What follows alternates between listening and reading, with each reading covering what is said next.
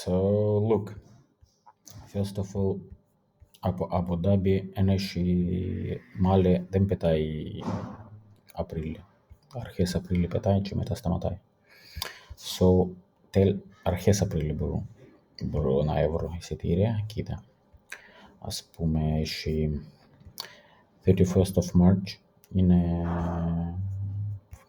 80 ευρώ.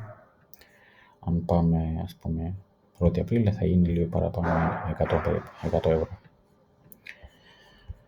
Και μετά 3 το Απρίλη είναι πιο φτηνό. 100, επί 4, ναι, περίπου 100 ευρώ στο Μάλι. Και πίσω 10, λίγο παραπάνω, 140 περίπου ευρώ πίσω.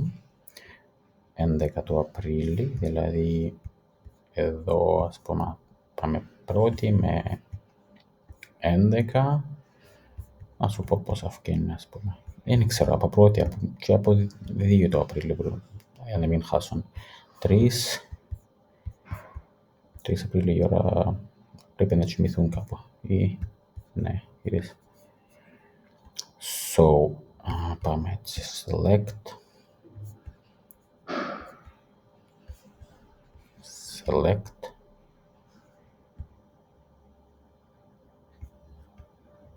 Είναι για 2 άτομα που βλέπω.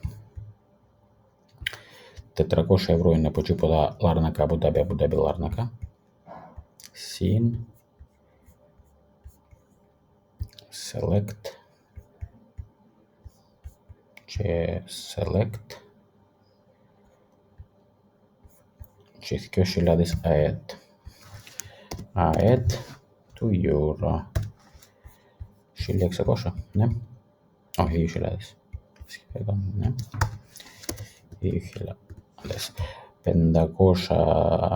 550 τέλος πάντων, ας πούμε, συν 400, δηλαδή περίπου 950 ευρώ, ας πούμε, ευκαινεί μόνο εισιτήρια.